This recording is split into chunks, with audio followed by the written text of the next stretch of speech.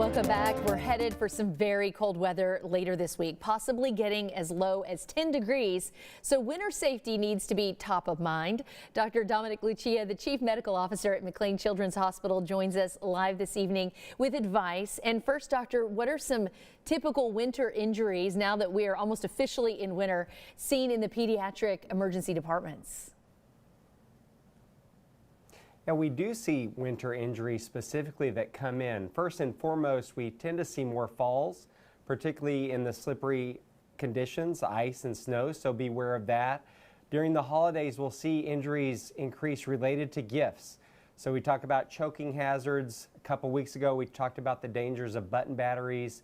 And then you add hoverboards, skateboards, all those things that fun things we get for Christmas, but we want to make sure those are used supervised. We want to make sure those are used with the proper safety equipment.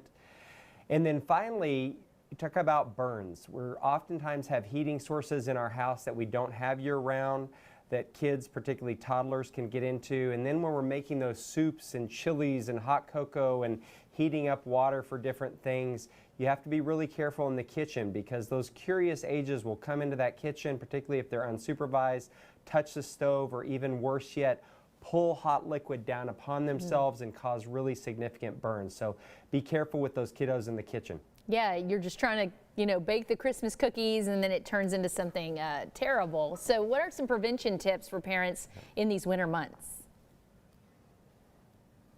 We want to make sure that kids are not allowed around open flames, so candles or fireplaces. If they are or have to be, they need to be closely supervised.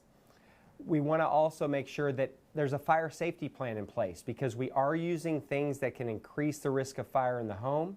So if there's a fire, have it planned out with your kids, what we're going to do, how we're going to respond, how we're going to evacuate, where we meet up. You want to keep those sidewalks, your porch, your steps around. If there's ice or frost, you want to keep those salted, cleared, sanded so we don't have the falls and the fractures that can occur in kids for sure. We want to make sure we're doing age-appropriate gifts.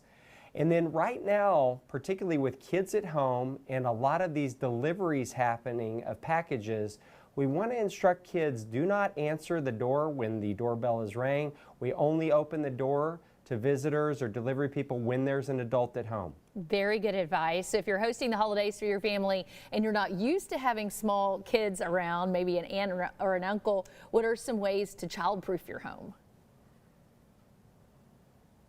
Yeah, it's a great question because if you're not used to having those kids around, it's amazing what they can get into when they get into your home. So some common sense stuff, making sure your fireplace is protected. We have a cover. We have maybe some sort of barrier, making sure that candles are up and out of reach. And then the things that are year-round are risk, but we have all these family members over, there's chaos, and that kiddo sneaks away and finds some medications that aren't put in a safe place or some cleaning supplies that aren't put in a safe place. So we need to make sure those items that are a risk to toddlers and kiddos are way out of reach and safe.